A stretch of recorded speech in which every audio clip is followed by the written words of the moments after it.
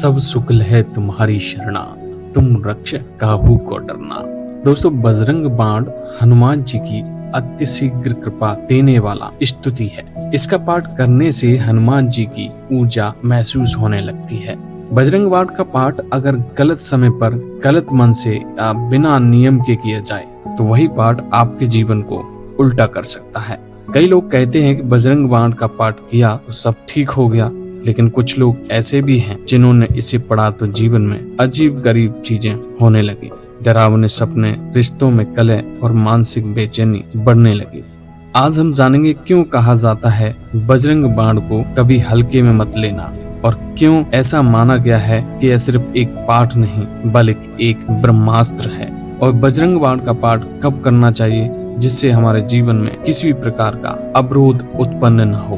तो आइए बिना देरी किए वीडियो में आगे बढ़ते हैं और जानते हैं इसकी संपूर्ण जानकारी। वीडियो में आगे बढ़ने से पहले वीडियो को पहली बार देख रहे हैं तो चैनल को सब्सक्राइब करें और कमेंट में जय श्री राम लिखना न भूलें।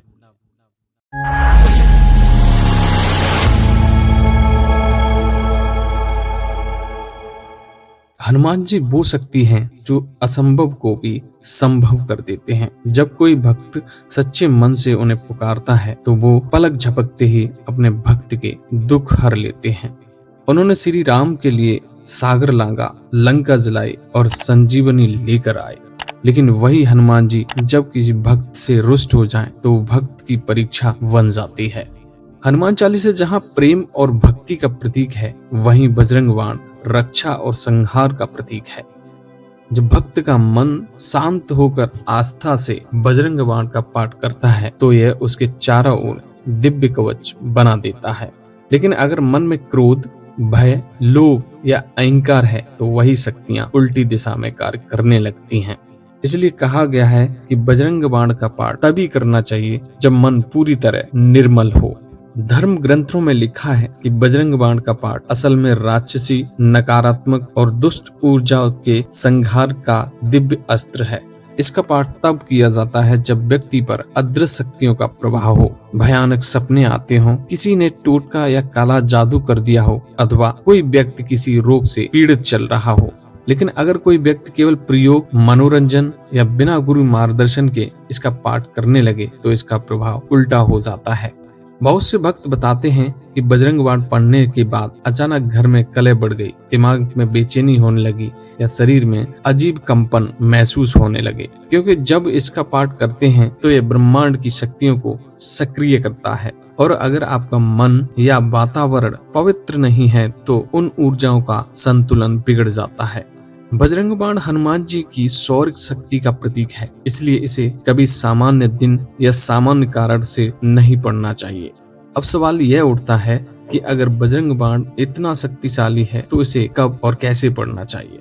दोस्तों, बजरंग बाण का पाठ हमेशा मंगलवार या शनिवार को ही करना चाहिए, और इसे तभी पढ़ें जब किसी तरह की बाधा, भय, मानसिक या शारीरिक परेशानी हो, और पाठ करने से पहले किसी सिद्ध पुरुष से परामर्श अवश्य ले लेना चाहिए।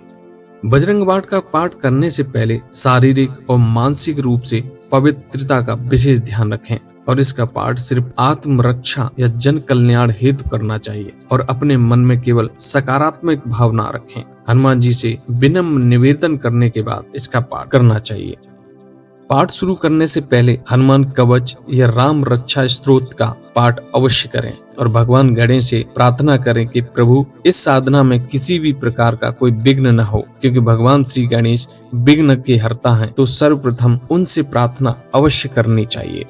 बजरंग बाण का पाठ को आधा छोड़कर न उठें। एक बार शुरू कर लिया तो पूरा करना अनिवार्य है, और बजरंग बाण पाठ करने के बाद कम से कम 5 मिनट मौन रहकर हनुमान जी से प्रार्थना करें कि जो ऊर्जा आपने जगाई है वह मेरे शरीर की रक्षा में कार्य करे। दोस्तों, बजरंग बाण का पाठ केवल किसी की हानि पहुंचाने के लिए या अपने गुस्से में किया तो हनुमान जी उस ऊर्जा को वापस आपकी ओर मोड़ देंगे। निष्कपट भक्तों के देवता हैं, और वे किसी भी प्रकार की स्वार्थ या नकारात्मक भावना को सहन नहीं करते। अगर आप सही नियम से बजरंग बाण का पाठ करते हैं तो इसके चमत्कारी लाभ भी मिलते हैं। नकारात्मक ऊर्जा, भूत प्रेत और बुरे प्रभाव नष्ट हो जाते हैं। मानसिक शांति और आत्मविश्वास बढ़ता है और संकट अपने आप दूर हो जाते हैं। दोस्तों आज की इस वीडियो में बस इतना ही। आपसे फिर मुलाकात होगी अगली वीडियो में। आप सभी को मेरा जय श्री राम, जय हनुमान।